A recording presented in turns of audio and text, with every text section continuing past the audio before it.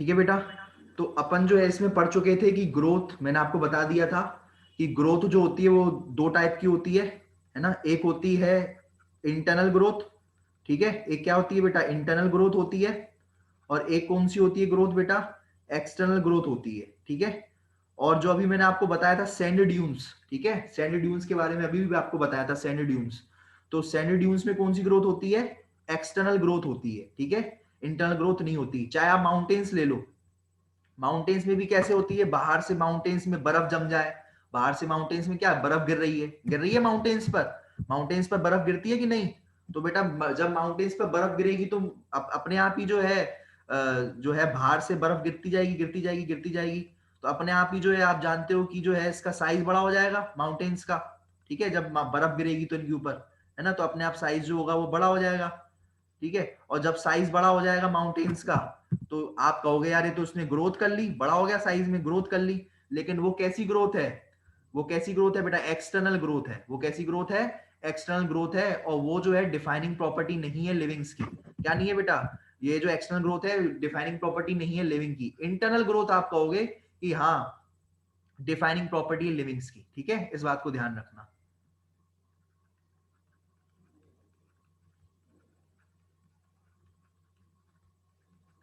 ठीक है। तो कई बार अगर आपसे पूछे, अगर आपसे कोई पूछे कि क्या, आपको क्वेश्चन पूछे, समझना मैं क्वेश्चन पूछ रहा हूं तुमसे, सुनो।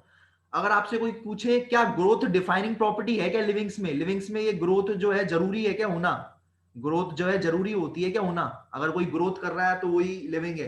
कई बेटा बोने लोग भी होते हैं, बोने, वो लोग इंक्रीज नहीं करते अपनी साइज, बोने रह जाते हैं, ठिकरे रह जाते हैं, उनमें ग्रोथ होती नहीं है ना। तो क्या आप फिर आप उनको ऐसे ही बोलोगे कि तुम लोग लिविंग नहीं हो, है, तुम लोग ढीले ढक्कन हो, तुम ग्रोथ नहीं कर पा रहे अपनी, तो तुम लिविंग नहीं हो, तो नहीं कह सकते ना। तो आपको कोई पूछे, जनरली पूछे कि क्या ग्रोथ डिफाइनिंग प्रॉपर्टी है क्या लिविंग की, तो आप क्या बोलोगे, नहीं। क्या आप क्या बोलोगे, नहीं। अगर आपको इससे पूछे कोई इंटरनल ग्रोथ डिफाइनिंग प्रॉपर्टी है क्या लिविंग की, तो आप कहोगे हाँ। इंटरनल ग्रोथ अगर हो रही है तो आप कहोगे हाँ लिविंग ऑर्गेनिज्म है वो, ठीक है। अगर कोई पूछे एक्सटर्नल ग्रोथ डिफाइनिंग प्रॉपर्टी है क्या लिविंग ऑर्गेनिज्म की, तो आप बोलोगे नो, नहीं है, ठीक है। और जनरली कोई पूछे ग्रोथ है क्या, तो जनरली कोई पूछे कि ग्रोथ बताओ, ग्रोथ लिविंग प्रॉपर्टी है या नहीं है, तो आप बोलोगे ग्रोथ भी नहीं है, not a living property, not a living property. समझ रहे हो, तो क्वेश्चन अलग अलग फ्रेम होंगे इसमें। Not a living, not a defining living property, not defining living property, क्योंकि ग्रोथ तो यार हो तो रही है ना, ग्रोथ तो इसमें भी हो रही है ना, तो आप डिफाइन नहीं कर सकते लिविंग प्रॉपर्टी। तो ये ग्रोथ तो हो रही है ना, चाहे भले एक्सटर्नल ग्रोथ हो रही है, चाहे भले एक्सटर्नल ग्रोथ मान लिया, भले एक्सटर्नल ग्रोथ हो रही है, हो तो रही है ना ग्रोथ। तो आपको तो इसको लिविंग बोल देना चाहिए माउंटेन्स को, लेकिन आप नहीं बोलोगे माउंटेन्स को लिविंग, क्यों, क्योंकि ग्रोथ इज, तो आप बोलोगे growth is not defining property of living, ठीक है। अगर कोई इंसान, अगर किसी चीज में ग्रोथ हो रही है, किसी भी चीज में भले एक्सटर्नल हो रही हो, तब भी आप उसको लिविंग नहीं कह पाओगे। तो ये वाला सेंटेंस ये कहता है not a defining property of living, ठीक है। Not defining property of growth को आप मत कहना डिफाइनिंग प्रॉपर्टी, ठीक है। कोई बोले इंटरनल ग्रोथ, बोले कोई अगर बोले शब्द बोले इंटरनल ग्रोथ, क्या इंटरनल ग्रोथ जो है अंदर से अगर ग्रोथ हो रही है मेरे अंदर, तो मैं इसको डिफाइनिंग प्रॉपर्टी कह सकता हूँ लिविंग्स की, हाँ। अंदर से अगर हो रही है तो भाई अलग बात है, उसको आप डिफाइनिंग प्रॉपर्टी कह सकते हो। समझ में आया। तो आप ये वाला जो है याद रखना बेटा, अगर आपके लिए जनरल जनरल जनरल पूछा जाए जनरली, तो आप इसके लिए नॉट बोलोगे, नॉट डिफाइनिंग प्रॉपर्टी, ठीक है। इस बात को ध्यान रखना, ये एनसीईआरटी आपकी बुक में भी लिखा हुआ है कि growth is not a defining property. NCERT book में आपने आपके में इंटरनल और एक्सटर्नल ग्रोथ के बारे में कुछ कहा ही नहीं है ना। तो आप जो है चाहे तो उसको करें, चाहे तो नहीं करें, कोई दिक्कत वाली बात नहीं है, ठीक है। साफ सुथरा अपन बोलेंगे, ठीक है। In living organism growth is from inside, ठीक है। देखो साफ साफ यहाँ पर लिखा है उन्होंने इंटरनल ग्रोथ, यहाँ पर इंटरनल ग्रोथ बताया गया है कि जो लिविंग ऑर्गेनिज्म होती है वहां पर क्या होती है, इंटरनल ग्रोथ होती है, ठीक है। यहाँ पर जो है उस उन्होंने जो है नाम नहीं लिया इंटर ग्रोथ का, इंटरनल ग्रोथ का, लेकिन उन्होंने बोल दिया कि लिविंग ऑर्गेनिज्म में ग्रोथ इनसाइड होती है, ठीक है। और नॉन लिविंग में फिर, नॉन लिविंग में ग्रोथ जो होती है वो आउटसाइड होती है। नॉन लिविंग जो में जो है कैसी ग्रोथ होती है, नॉन लिविंग में एक्सटर्नल ग्रोथ होती है। चलो हटाओ इसको, ये आपको समझ में आ गया होगा। किस किस को समझ में आ गया बेटा, ये बताओ जल्दी जल्दी, ये बात क्लियर है। अगर आपसे फिर अगर कुछ भी अगर बोले ना कि आप बोले ना कि ग्रोथ जो है डिफाइनिंग प्रॉपर्टी है या नहीं है, तो आप बोलना ग्रोथ डिफाइनिंग प्रॉपर्टी नहीं है लिविंग ऑर्गेनिज्म की। पूछे क्यों नहीं है, तो बोलना कि भैया क्योंकि जो है ये नॉन लिविंग्स में भी हो जाती है ग्रोथ, इसलिए जो है अपन ग्रोथ को डिफाइनिंग प्रॉपर्टी में नहीं मानते, ठीक है, कि भैया अगर जो है ग्रोथ हो गई तो हम इस माउंटेन्स को लिविंग कहेंगे ही कहेंगे, ठीक है, इस बात को ध्यान में रखना। सेकंड प्रॉपर्टी पे आ जाते हैं बेटा, जिसका नाम है रिप्रोडक्शन। बेटा क्या नाम है? रिप्रोडक्शन। बेटा क्या नाम है? रिप्रोडक्शन। सर डरा देते हो सर, कैसे चिल्लाते हो आप चलो अब सुनो, तो ये तुम्हारा ध्यान खींचने के लिए होता है ना, ठीक है। तो रिप्रोडक्शन, ठीक है, रिप्रोडक्शन जानते ही हो यार, बढ़िया, सबको ये तो सब जानते हैं भाई, ठीक है। रिप्रोडक्शन मतलब ये होता है कि अपनी जैसी प्रोजेनी को बनाना, अपनी जैसी प्रोजेनी को बनाना, ठीक है, ठीक है। तो जैसे अगर मैं बात करूं, ठीक है, अगर आप लोग रिप्रोडक्शन करोगे तो ह्यूमंस को ही बनाओगे, है ना, ह्यूमंस ही होगा। ऐसा तो नहीं है कोई रिप्रोडक्शन करे और कुत्ते को बना ले, ऐसा हो सकता है क्या? नहीं हो सकता ना, कि अगर कोई ह्यूमन रिप्रोड्यूस करे और कुत्ता आ जाए, पैदा हो जाए कुत्ता, या बिल्ली पैदा हो जाए, तो ऐसा नहीं हो सकता। कुत्ता हमेशा कुत्ते को ही पैदा करेगा, बिल्ली हमेशा बिल्ली को ही पैदा करेगी, है ना। ह्यूमंस हमेशा ह्यूमंस को ही पैदा करेंगे, ठीक है। ऐसा नहीं होता कि कुत्ते ने बिल्ली को जन्म दे दिया ऐसा होता है कि नई खबर आ जाएगी उसमें हेडलाइंस पर कि कुत्ते ने बिल्ली को जन्म दे दिया, गजब हो जाएगा, है ना। तो ऐसा गजब मत करना बेटा, है ना। तो हमेशा सिमिलर टू द पेरेंट्स होती है, ठीक है। हमेशा जो प्रोडक्शन होता है किसका? बच्चों का। प्रोजेनी यानी बच्चे जो होते हैं, बच्चों के लिए टर्म यूज होता है। देखो मैं तुम्हें एक बात बता देता हूं, तुम्हें आगे भी काम आएगी 12th में। तो सुनो, ऑफस्प्रिंग, ऑफस्प्रिंग, ठीक है, प्रोजेनी, ठीक है, और तुम्हारे, ठीक है, ये जो वर्ड है ऑफस्प्रिंग, प्रोजेनी, ठीक है, प्रोजेनी, ये जो वर्ड है ये किसके लिए बताए गए हैं, होते हैं, ये किसके लिए होते हैं? बच्चे के लिए होते हैं ये, ठीक है, या नेक्स्ट जनरेशन के लिए होते हैं, या अगर पूछे कोई नेक्स्ट जनरेशन भी, ये वर्ड एक ही बात है ना, नेक्स्ट जनरेशन। ये सारे के सारे जो है ये वर्ड किसके होते हैं? बच्चों के लिए होते हैं। तो जो बच्चे का जो बच्चे बनते हैं बेटा, मुझे बताओ, जो बच्चे बनते हैं, प्रोड्यूस होते हैं बच्चे, ठीक है, तो जो बच्चे प्रोड्यूस होते हैं वो बच्चे जो होते हैं सिमिलर होते हैं पेरेंट्स से। कैसे होते हैं? सिमिलर होते हैं कि नहीं होते? भैया कुत्ता कभी बिल्ली को थोड़ी जन्म देगा, कुत्ता हमेशा कुत्ते को जन्म देगा, तो सिमिलर होगा अपने पेरेंट्स से, है ना। तो जो होगा कुत्ता अपने सिमिलर होगा पेरेंट्स से। कहते नहीं है तुम यार अपने पापा पे गए हो, है ना, किस पे गए हो तुम? अपने पापा पे गए हो, पापा पे, ठीक है। तो सिमिलर बच्चे होते हैं ना, सिमिलर पेरेंट्स, जो पेरेंट्स पे जाते हैं बच्चे, है ना, इस बात को जानना, जो बच्चे होते हैं वो किस पे जाते हैं? पेरेंट्स पे जाते हैं। आगे जा समझ में। ऑर्गेनिज्म प्रोड्यूस एसेक्सुअली और सेक्सुअली। देखो बेटा, सेक्सुअली इसमें भी आ रहा है, सेक्सुअली इसमें भी आ रहा है, इसमें बस आखिरी से आ रहा है ए सेक्सुअली, ठीक है। तो ये अभी पढ़ोगे, डिटेल में पढ़ोगे क्या होता है ए सेक्सुअल और सेक्सुअल रिप्रोडक्शन। आप लोग जानते ही होंगे ए सेक्सुअल रिप्रोडक्शन और सेक्सुअल रिप्रोडक्शन क्या होता है, ठीक है। सेक्सुअल रिप्रोडक्शन जो होता है उसमें जो है ये होता है, आप जानते होंगे, सेक्सुअल रिप्रोडक्शन हमारे ह्यूमंस में होता है, ठीक है। ह्यूमंस में क्या होता है? एक मेल गैमीट होती है जिसे अपन कहते हैं स्पर्म, ठीक है, और एक फीमेल गैमीट होती है जिसे अपन कहते हैं ओवा। दोनों क्या करती हैं? फ्यूज करती हैं, और उससे क्या बनता है? जायगोट बनता है, और जायगोट से आगे जाके क्या बनता है? चाइल्ड बनता है। जायगोट से आगे जाके क्या बनता है? बच्चा बनता है ना। तो ये कहां पर होता है बेटा? सेक्सुअल रिप्रोडक्शन में होता है, ठीक है। तो ये स्पर्म किसके पास होते हैं? स्पर्म होते हैं बेटा, स्पर्म निकलते हैं मेल से, ठीक है। और अंडा किसमें होता है? अंडा या फिर ओवा किसमें होता है? फीमेल में। तो दोनों गैमीट्स फ्यूज करती हैं और क्या बनाती हैं? जायगोट, और जायगोट से आगे जाके क्या बनता है? बच्चा बनता है, चिल्ड्रन बनता है। आगे बात समझ में, ठीक है। तो इस बात को ध्यान रखना। ए सेक्सुअल रिप्रोडक्शन सर, ए सेक्सुअल रिप्रोडक्शन बेटा बहुत सारे हैं जो है ना होते हैं, ठीक है। जैसे अमीबा, आपको जानते हो, अमीबा बहुत कॉमन एग्जाम्पल है ना, तो वो जानते ही होंगे। उसमें क्या होता है? ए सेक्सुअल रिप्रोडक्शन होता है। ये जो अमीबा होता है वो डिवाइड हो जाता है और वो सीधे दो दो दो में डिवाइड हो जाता है, ठीक है। उसमें कोई कोई झंझट ही नहीं। इसमें पेरेंट कितने लगते हैं? सेक्सुअल प्रोडक्शन में दो। सेक्सुअल प्रोडक्शन में पेरेंट कितने लगते हैं? दो, ठीक है। मतलब एक लड़का चाहिए और एक लड़की चाहिए, तभी क्या होगा? सेक्सुअल प्रोडक्शन हो पाएगा, ठीक है। लेकिन अगर अगर आपको ए सेक्सुअल प्रोडक्शन कराना है तो आप क्या करोगे? ये जो अमीबा है उसको हाल, ये अमीबा जो है अकेला है, अकेला, ये अकेला जो है दो को जन्म दे रहा है बाबू, ये अकेला है, अकेला दोनों को जन्म दे रहा है। समझ रहे हो इस बात को? तो अकेले ने अगर दोनों को जन्म दे दिया तो इसे कहते हैं ए सेक्सुअल रिप्रोडक्शन बेटा। क्या कहते हैं? ए सेक्सुअल रिप्रोडक्शन। और इसमें दो दो लग जाते हैं, दो पेरेंट्स लग जाते हैं इसमें। ए सेक्सुअल में कितने पेरेंट लगते हैं? वन पेरेंट, ठीक है। और सेक्सुअल में कितने लगते हैं? टू पेरेंट, ठीक है, एक मेल और एक फीमेल। ऐसा भी नहीं होगा कि दो पेरेंट दो मेल मेल काम चला लें, ऐसा नहीं होता। दो मेल मेल से भी कुछ नहीं बनेगा। अपोजिट सेक्स के होने चाहिए, अपोजिट सेक्स के। कैसे?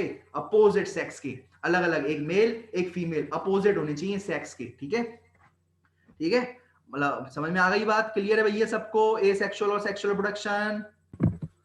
देखो अब देखो यूनिसेलुलर डेटा, एक बात ये बहुत बड़ी अच्छी लाइन लिखी हुई है तुम्हारी बुक में, है ना, ये बहुत बढ़िया लाइन लिखी हुई है। क्या लाइन लिखी हुई है, थोड़ा समझना इस बात को, कि यूनिसेलुलर ऑर्गेनिज्म, अगर अपन बात करें यूनिसेलुलर ऑर्गेनिज्म की और मल्टी सेलुलर ऑर्गेनिज्म, दो ऑर्गेनिज्म ले लो, एक यूनिसेलुलर है ना, और एक ले लो बेटा मल्टी सेलुलर ऑर्गेनिज्म। ठीक है, एक यूनिसेलुलर ऑर्गेनिज्म ले लो, एक मल्टी सेलुलर ऑर्गेनिज्म ले लो। तो इस बात को समझो कि बेटा यूनिसेलुलर ऑर्गेनिज्म जो होगा, कौन बेटा? यूनिसेलुलर, जो एक सेल का ऑर्गेनिज्म होगा, और ये मल्टी सेलुलर ऑर्गेनिज्म जो होगा, मैंने मल्टी सेलुलर ऑर्गेनिज्म बना दिया बेटा, ठीक है, मैंने बना दिया, मैं खुद बना लिया था। करण सर आ गए, खत्म करो किस्सा, अपन मल्टी सेलुलर है। ठीक है, आ गया समझ में? ठीक है, बाल खड़े हैं मेरे, तो बाल भी खड़े कर दो। ठीक है, चलो अब सुनो, तो ये देखो, तो अब ये एक सेल का है यूनिसेलुलर, ठीक है, ये मल्टी सेलुलर है। तो यूनिसेलुलर ऑर्गेनिज्म जो है उसमें growth and reproduction are same because they are reproduce by cell division. देखो अब अगर इसको, अब इसको अगर अगर इसको ग्रोथ करना है, क्या करना है, ग्रोथ करना है या रिप्रोडक्शन करना है, तो ये ग्रोथ कैसे करेगा बताओ? ये ग्रोथ कैसे करेगा? ये भी ग्रोथ ग्रोथ कैसे करेगा यूनिसेलुलर ऑर्गेनिज्म? भाई डिवाइड करके। ठीक है, तो डिवाइड भी करेगा तो ग्रोथ कैसे होगी? इसमें डिवाइड करके, तभी तो ग्रोथ होगी। और रिप्रोडक्शन भी यही चीज है, दोनों चीजें एक है बेटा यूनिसेलुलर ऑर्गेनिज्म में। ठीक है, इसी को ही आप कहोगे ग्रोथ, और इसी को ही को क्या कहोगे? रिप्रोडक्शन कहोगे। इसी को ही ग्रोथ कहोगे, इसी को ही रिप्रोडक्शन कहोगे। किसमें? अमीबा में बेटा, अमीबा में। तो अमीबा अगर जो है, अमीबा जो है डिवाइड करता है दो में, तो उसको डिवाइड करता है तो उसको ग्रोथ कहोगे कि अमीबा ने ग्रोथ कर ली यार, अमीबा ने क्या कर ली? ग्रोथ कर ली। ठीक है, दो में डिवाइड हो गया। ठीक है, और फिर जो अमीबा जो है, अमीबा ने बच्चे भी तो पैदा कर दिए बेटा, अमीबा ने बच्चे भी तो पैदा कर दिए, तो आप इसे रिप्रोडक्शन भी तो कहोगे। क्या कहोगे? रिप्रोडक्शन भी तो कहोगे। ठीक है ना, कि बच्चे भी तो पैदा कर दिए। तो ग्रोथ और रिप्रोडक्शन दोनों एक ही चीज है, किसमें? यूनिसेलुलर ऑर्गेनिज्म में। लेकिन अगर अपन बात करें मल्टी सेलुलर ऑर्गेनिज्म की, जैसे, ठीक है, तो मल्टी सेलुलर ऑर्गेनिज्म में क्या होगा? ग्रोथ अलग चीज है बेटा। ठीक है, करण सर जो है बड़े हो जाएंगे, है ना, समझ रहे हो इस बात को? थोड़े और बड़े हो जाएंगे, है ना, ठीक है, और है ना, ठीक है, समझ रहे हो? तो ये तो हो गई ग्रोथ मल्टी सेलुलर ऑर्गेनिज्म में।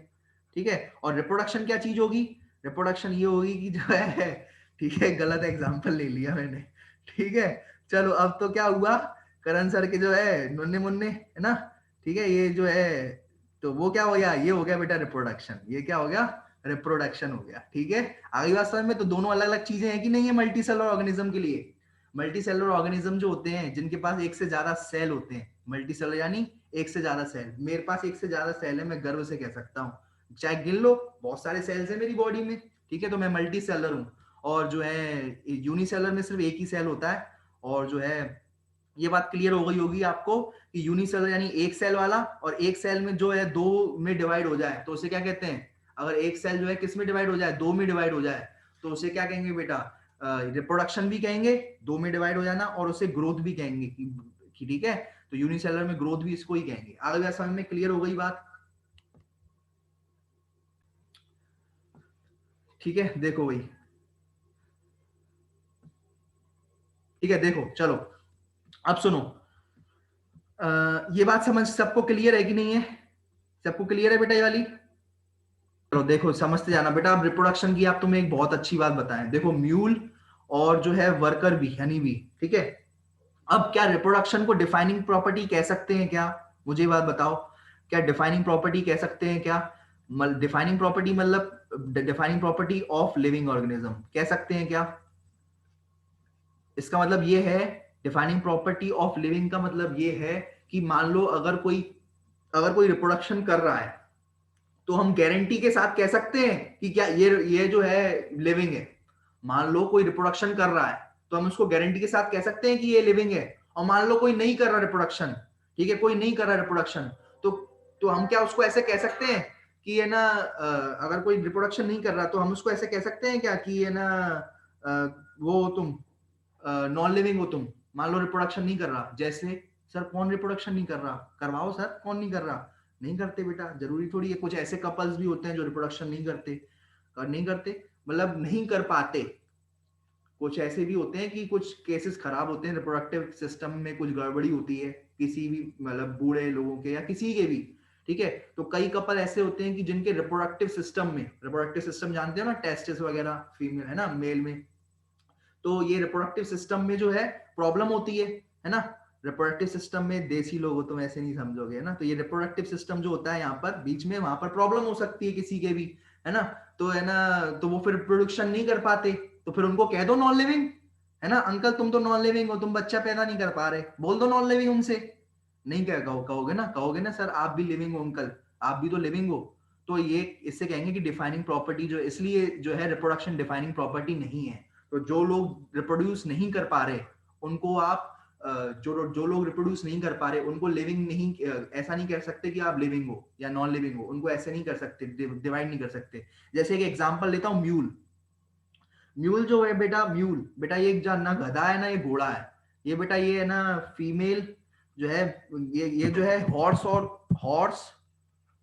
और डंकी दोनों के बीच में जब क्रॉस करते हैं तब ये बनता है म्यूल। तब क्या बनता है ये म्यूल। तो ये हॉर्स और डंकी आपस में भिड़ लेते हैं, रिप्रोडक्शन कर लेते हैं? नहीं बेटा, वो खुद नहीं करते, कराना पड़ता है, बाहर बाहर से कराना पड़ता है, जबरदस्ती कराना पड़ता है, ठीक है। तो ये खुद नहीं करते, हॉर्स और डंकी अलग अलग है, क्यों रिप्रोड्यूस करेंगे, क्यों करेंगे एक दूसरे के साथ रिप्रोडक्शन? वो करते नहीं है, लेकिन फिर भी अगर करवाएं हम जबरदस्ती, ठीक है, लैब वगैरह में भी कराएं, तो बेटा फिर वो जो है जो बनता है उसे कहते हैं म्यूल। क्या कहते हैं? म्यूल कहते हैं, इस बात को ध्यान रखना, ठीक है। और वो जो म्यूल होता है वो बच्चे पैदा नहीं कर सकता। म्यूल जो होता है, खच्चर कहते हैं, खच्चर, खच्चर कहते हैं ना, खच्चर, म्यूल को कहते हैं खच्चर, ना गधा ना घोड़ा, खच्चर कहते हैं ऐसे म्यूल को, ठीक है, खच्चर। तो खच्चर जो होता है ना वो रिप्रोड्यूस नहीं कर पाता बेटा, बच्चे पैदा नहीं कर पाता खच्चर। तो फिर आपको अगर ये बच्चे पैदा नहीं कर पाता, अगर ये रिप्रोडक्शन नहीं कर पाता, तो उसको क्या कह देना चाहिए? नॉन लिविंग कह देना चाहिए। लेकिन अपन नहीं कह सकते इसको नॉन लिविंग, ये लिविंग है, लिविंग है और लिविंग है। ऐसे ही बेटा वर्कर भी होती है, मैं बताऊंगा तुम्हें कि दो तीन तरीके की बी होती हैं। कितनी तरीके की बी होती हैं? तीन तरीके की, क्वीन बी, ठीक है, ड्रोन बी, ठीक है, ये तीन तरीके की बी होती हैं, क्वीन, ड्रोन और वर्कर। बताऊंगा डिटेल में, बताऊंगा ये तीन अलग अलग प्रकार की जो है बी होती है, अलग अलग प्रकार की बी। इसमें से जो वर्कर बी होती है, जो काम करने वाली होती है, वो जो वर्कर बी होती है वो जो है बच्चे पैदा नहीं कर पाती। क्या नहीं कर पाती? बच्चे जो है क्वीन बी पैदा करेगी। बच्चे कौन पैदा करेगा? क्वीन बी जो है रिप्रोड्यूस करती है, ठीक है। क्वीन बी जो है उसको कहा जाता है तुम रिप्रोड्यूस करो, क्या करो? रिप्रोड्यूस करो। और बाकी को जो है जैसे वर्कर बी जो है वो रिप्रोड्यूस नहीं कर पाता। क्या नहीं कर पाता? No reproduce, not able to reproduce, ये रिप्रोड्यूस जो है नहीं करता। तो फिर इसको कह दो यार ये तो नॉन लिविंग है, कह दो फिर, क्या कहने में दिक्कत है? तुम बच्चे पैदा नहीं कर पा रहे तो नॉन लिविंग हो। तो इसी चक्कर में ऐसा नहीं कह पा रहे हैं, इसलिए जो है जो रिप्रोडक्शन है not defining property of living organism. Reproduction को अपन नहीं कह सकते कि भैया ये डिफाइनिंग प्रॉपर्टी लिविंग ऑर्गेनिज्म, जिसके अंदर भी रिप्रोडक्शन होगा वो ही लिविंग होगा, ऐसा आप नहीं कह सकते। चलो ये आपको भी क्लियर। क्या क्या क्या क्या क्वेश्चन क्या कह रहे हो? म्यूल, क्या क्वेश्चन? म्यूल किस काम में आता है? म्यूल किस काम में आता है बेटा? म्यूल को खच्चर कहते हैं। और बेटा जो ये है ना म्यूल, बेटा ये इसकी ये थोड़ा बड़ा होता है, ठीक है, डंकी से बड़ा होता है ना। तो ये बड़ा होता है। और ये जो ना खच्चर जो है ना ये सामान ढोने के काम में आता है ज्यादा। किसके काम में आता है? ये सबसे ज्यादा सामान ढो सकता है, ठीक है। इसके अंदर आप इसको कितना भी वेट दे दो ये ना सहन कर लेगा, ये वजन ढो लेगा, ठीक है। तो जो है कई बार जो है खच्चर जो है इसका इस्तेमाल जो है वजन ढोने के लिए किया जाता है। ना हॉर्स कर पाता है इतना वजन ढो पाता है, ना ही आपका डंकी ढो पाता है वजन, ठीक है। तो ये जो है खच्चर जो है इसलिए हम बनवाते हैं, ठीक है, आर्टिफिशियली लैब में, ताकि ये ज्यादा से ज्यादा वजन ढो सके। ये जो प्राणी है म्यूल, खच्चर, ये ज्यादा से ज्यादा वजन ढो सके। और जो है मतलब कुछ जैसे कुछ बनवाना है, ठीक है, जैसे अपन को कोई हाउस वगैरह बनवाना है तो वजन होता है ना उसमें, ईंटें ले जाना, वो ले जाना, वो ले जाना, तो ये वजन ढो लेता है बहुत सारा, ठीक है। चलो देखो बेटा, अब अगर अपन बात करें मेटाबॉलिज्म की, मेटाबॉलिज्म मतलब क्या होता है बेटा? ये आपका सेल है, सेल के अंदर जितनी भी रिएक्शंस चलती हैं, सेल के अंदर क्या चलती हैं? जितनी भी रिएक्शंस चलती हैं, ठीक है, रिएक्शंस चलती हैं। सर कौन कौन सी रिएक्शन? बेटा कैटाबॉलिक रिएक्शन और एनाबॉलिक रिएक्शन। यार अब तो तुम्हें सब पता है। कैटाबॉलिक मतलब क्या होता है बताओ भाई?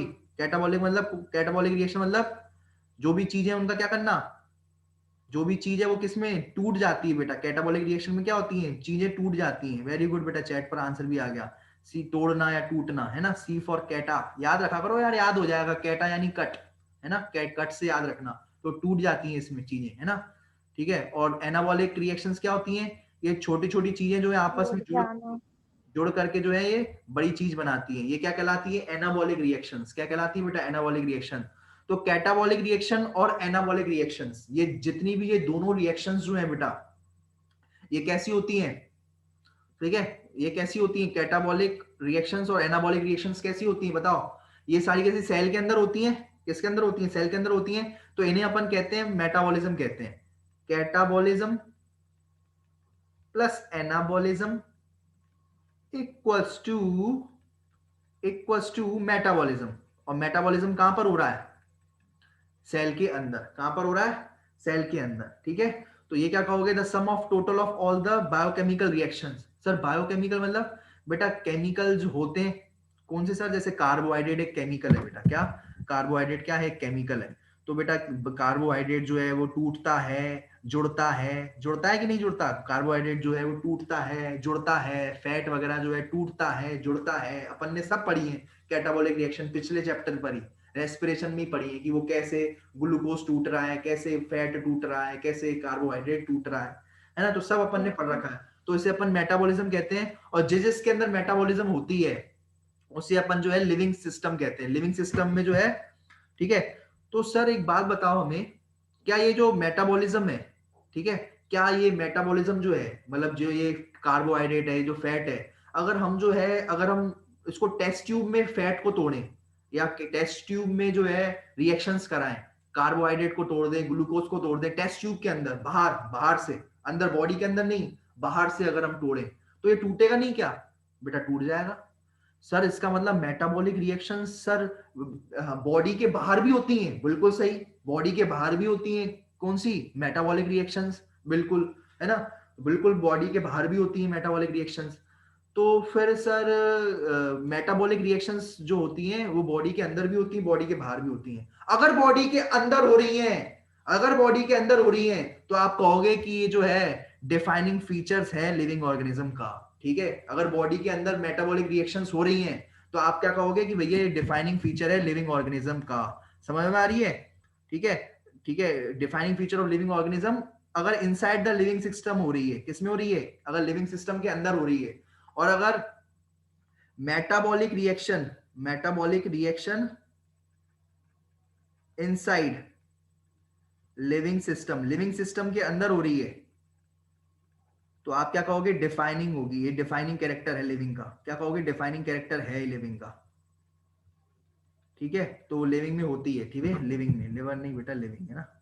चलो, तो ये लिविंग का ये डिफाइनिंग कैरेक्टर है, ठीक है। लेकिन मैंने आपको बताया कि मेटाबॉलिक रिएक्शंस नॉन लिविंग में भी होती हैं। तो लिखो metabolic reactions occurring outside the body, not a defining feature। तो वो डिफाइनिंग फीचर नहीं होगा किसका, लिविंग का, वो लिविंग में नहीं होती। तो मेटाबॉलिक रिएक्शन समझ में आ गई, ये तो वही वाला किस्सा है, ठीक है ना। ग्रो मेटाबॉलिक दो में होती है, मेटाबॉलिक रिएक्शन दो में होती है, ठीक है, किसमें, लिविंग्स में भी और नॉन लिविंग में भी। तो इसको कहोगे डिफाइनिंग फीचर, इसको क्या कहोगे, डिफाइनिंग फीचर कहोगे इसको, ठीक है। और इसको कहोगे नॉट डिफाइनिंग फीचर। समझ में आ गई ये बात, अब क्लियर हो गई होगी। इसको कहोगे डिफाइनिंग फीचर है ये, लिविंग्स में अगर हो रही है तो डिफाइनिंग फीचर कहोगे,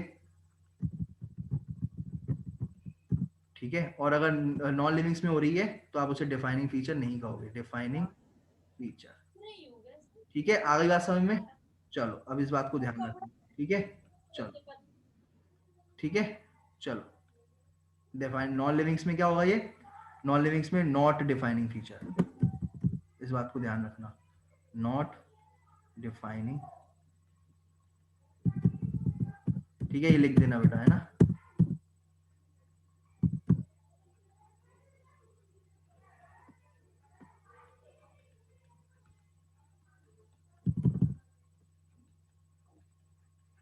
चलो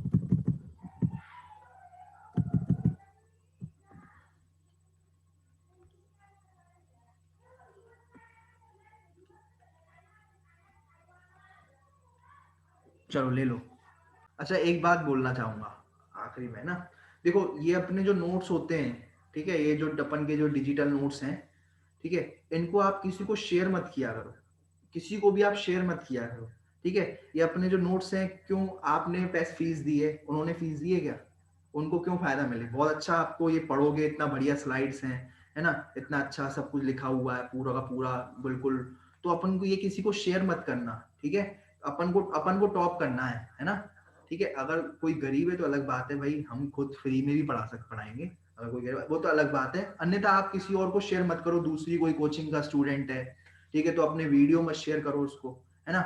हाँ, और अगर वो वहां को उसको पसंद नहीं आ रहा वहां की कोचिंग, तो फिर उसको बताओ कि भैया ये है, ठीक है, कि भैया हम ऐसे ऐसे सर पढ़ाते हैं, अगर कोई दूसरा कोई छोड़ना चाह रहा है कोचिंग का, उसको पसंद नहीं आ रहा वहां पर, ठीक है, तो सीधी बात है, अगर आपके थ्रू कोई स्टूडेंट आएगा, सीधी बात बेटा, मैं तो साफ बोलता हूँ, अगर आपके थ्रू कोई स्टूडेंट आता है तो हम फीस रिड्यूस कर देते हैं, ठीक है, क्योंकि सीधी बात है, हमें भी जो है एडवर्टाइजमेंट में जो है लगाएं, सीधी बात मैं आपको बताऊं, या फिर आपके थ्रू कोई स्टूडेंट आए, तो सीधी बात है फायदा आपको ही होना है, ठीक है, आपकी फीस रिड्यूस हो जाएगी। जो भी बच्चा किसी अपने फ्रेंड को लाता है, अच्छा लगता है, पहले तो खुद संतुष्ट हो जाए कि हाँ मैं अच्छा पढ़ाते हैं अगर सर, और अगर कोई दूसरे बंदे को भी लाता है विश्वास कर कर हमारे ऊपर, तो हम उसकी फीस रिड्यूस कर देते हैं, ठीक है, इस बात को ध्यान रखना। तो ये आपका फायदा है, आप भी जो है, हम ये चाहते हैं कि आप अभी भी मतलब पैसे कमाएं, है ना, तो आप ऐसे तो पैसे कमा नहीं सकते हो, लेकिन अपनी फीस तो कम से कम रिड्यूस कर ही सकते हो, तो आप ज्यादा से ज्यादा बच्चों को जोड़ोगे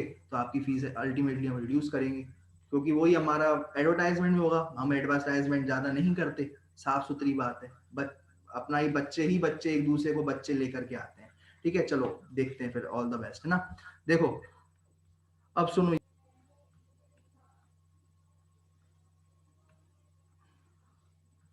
देखो अब सुनो, क्या बोल रहे थे, रिस्पॉन्स टू एक्सटर्नल स्टिमुलाई, ठीक है, क्या बता रहा था बेटा, response to external stimuli, it is the ability of an organism to sense their environment and response to external stimuli. देखो सीधी बात ये है, बस अभी ये समझ लो कि मान लो ये देखो, यहाँ पर देखना, ये पेड़ है बेटा, ये पेड़ जो है अपने आप लाइट की तरफ झुक रहा है, पेड़ किसकी तरफ झुक रहा है बेटा, लाइट की तरफ झुक रहा है, ठीक है, अपने आप ही होता है बेटा, लाइट की तरफ जो है, जैसे सूरज वाला पेड़ है, ठीक है, सनफ्लावर है, वो सनफ्लावर अपनी डायरेक्शन हमेशा सन की तरफ ही है, करता है, ठीक है, सन अगर इधर है तो इधर रहेगा, सन इधर जा रहा है तो इधर चला जाएगा, है ना। तो जैसे सन मूव करता है, कई बार जो है फ्लावर ही मूव करता है, ठीक है, तो ये मतलब जो है, मतलब चेंज हो रहा है, कुछ चेंज हो रहा है, मतलब जो सन है वो मूव कर रहा है, तो चेंज हो रहा है, तो बेटा ये सन मूव कर रहा है, तो ये इसका डायरेक्शन, सनफ्लावर की डायरेक्शन भी चेंज होती जा रही है, सन यहाँ पर है, समझना ये सन है ना, वीडियो बड़ा कर दो, है ना, सन अगर मान लो यहाँ पर है तो ये ऐसे हो जाएगा, ठीक है,